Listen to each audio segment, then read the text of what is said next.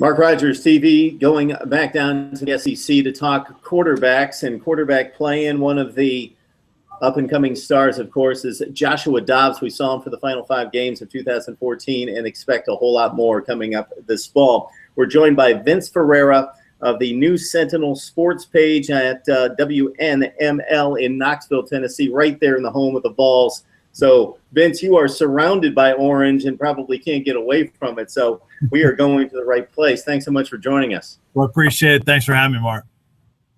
Vince, when you look at Josh Dobbs and how he matured last season, I know that he's more than just a freak athlete. I've heard about the majors and all sorts of things we probably can't pronounce. And just he's a smart quarterback, and Butch Jones has actually called him a CEO already just after 5 starts and going into his junior season. So just your impression of Josh Dobbs and how he handled himself last year and maybe some improvements we could anticipate this fall. Well, one of the criticisms, Mark, last year is that he didn't have the accuracy in practice. And that was something that the coaches harped on. That's one of the reasons why he didn't play during the year, and they planned on redshirting him last year. Watching him in practice this spring, he looked much better in that area, a lot more accurate, better at the deep ball as well. Now, how that translates into games, obviously to be determined, but at least it's a good sign that he improved in that area. But that CEO aspect that you talked about, that's important because this is the first time in years that Tennessee has had an established starting quarterback in camp. And this young team needs that. They need a guy. And he is so popular. So many of his teammates believe in him. I think it's huge for this team to have one guy take over the reins. You could see it in practice. He was encouraging other positions. He was holding guys accountable. He was in other meeting rooms. He really took on that role of being a CEO. So I don't think that's just coach speak. I think that's accurate for Butch Jones. And Josh Dobbs had a very good spring, and I think Tennessee will go as Josh Dobbs will take him. And he's got, with the youth he's got behind him, they need him to stay healthy as well. And kind of ironically, the one guy who's considered the CEO at the quarterback level in the NFL is Peyton Manning, and he would be the last, even though T. Martin won a national championship, to be at that echelon, and it's been this long. And now we see it potentially out of Joshua Dobbs. Haven't yet seen it for an extended period of time on the field. Fortunately for both Jones and Dobbs, it seems as though the supporting cast is coming of age at the right time as well to kind of support Dobbs as well. With when you look at the recruiting classes and them getting some playing time significantly and tasting their first success last year, there should be more to come this fall. Yeah, consecutive top 5 recruiting classes for Butch Jones, and I think they could be well on their way towards another at least top 10 class next year. Maybe not quite to that level because they don't have as many spots next year. They've gray-shirted and blue-shirted and really made the numbers work and moved them around and get as many players as they could in these last couple classes. But it's paying off because, as you mentioned, they've improved the talent around Joshua Dobbs. They've got really good talent at wide receiver. Didn't stay healthy last year, so that's going to be key. And then you're talking about 2 5-star running backs in the backfield. Tennessee has been missing that for a long time. That and defensive tackles. They used to be known for those 2 positions, and now they finally have elite talent at those 2 spots, even though young Alvin Kamara comes in, a former Alabama running back who went the junior college route last year and tore it up. Now he's back in the SEC at Tennessee. And they don't have much depth behind those 2 guys. And Hurd, who had such a great freshman year, and Kamara, who I think has 1,000+ yard ability and can catch the ball out of the backfield, really probably was the star, the MVP of spring practice if you had to name one guy. So the offensive line brings back a lot more experience and an elite 5-star tackle in Drew Richmond from Memphis. So they've got the potential to be a really, really good offense. And then, as we mentioned with Dobbs, having that dual threat to be able to pass and throw.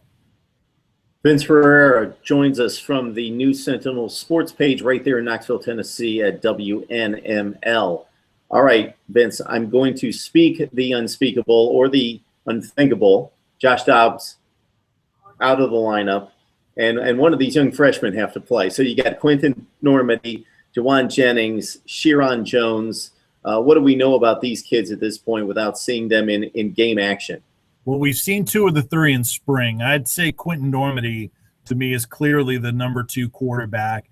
His dad's a coach, coached him in high school. He's from Boerne, Texas, and he's the more natural, more established quarterback. Is more advanced than JuJuan Jennings. JuJuan Jennings in high school from the Nashville area, he played quarterback, but he played a number of other positions as well. He's more of a raw athlete that can really run. He displayed it in spring practice, and he's another high 4-star quarterback. Dormady is a 4-star quarterback as well. And then Sheriron Jones is another 4-star quarterback they brought in. He's a summer enrollee, just enrolled in classes on Monday. He's a little bit different than the 2, probably maybe a cross between the 2. Dormady is more of a pocket passer with some athleticism. And then Jennings is more of the athlete that is still trying to develop his ability to throw and be accurate. Sheriron Jones is a little bit of both. He's somewhere in the middle. So he's another intriguing kid that has maybe the full skill set that Tennessee might be looking for, but he's behind the other 2 because he's coming in the summer. So I'd say Dormady would be the first option they'd go with if Butch Jones happened to have to go to the bench and Dobbs went down. Plus, because he's a little bit more advanced from a football standpoint, schematic, and just a natural football skills, I think that's where they would go. They might actually be better off than they were with a more experienced Nathan Peterman last year, who they had difficulty even functioning the offense when they went to him after Justin Worley got hurt before they ever went to Dobbs, because they were planning to redshirt Dobbs. It's just they decided to go with Peterman, and it really, really was bad. I don't think it will be that bad. I think Dormady would at least give him a shot to move the football a little bit and function. So, Vince, incredibly, a program with the tradition of Tennessee doesn't even get into postseason play for about 7 years when just about everybody makes a bowl game. They finally get into one last year, annihilate Iowa. So they get to that 7-5 status and win the bowl game. To make that jump from 4 or 5 wins to 7 is considerable. But then to make that leap of another 2 or 3 wins, now you're talking about beating SEC teams that are going to be ranked in the top 15 or 20. What's reasonable to expect in the progression this fall? Well, I think it's 8 or 9 wins. And a lot of fans, the closer we get to the start of the season, they're going to be more on the optimistic end. 7-5 is not going to cut it with this fan base. Butch Jones on the Big Orange Caravan, as they were going around the Southeast and getting fans excited about the season, he was trying to downplay a little bit of the big talk that you hear from even some national analysts and writers about how good this team can be. Some people think they can win the East, and I think they'll at least be in the conversation. They'll be there much farther with a shot to win it farther into the season than they have in years past. So I think 8 or 9 is reasonable. And yeah, that would more than likely, because you can question anyone in this league this year, I think that is within range for the SEC East. Now, beyond that, I think it's a little bit too soon. Maybe next year is where you could look for that next step.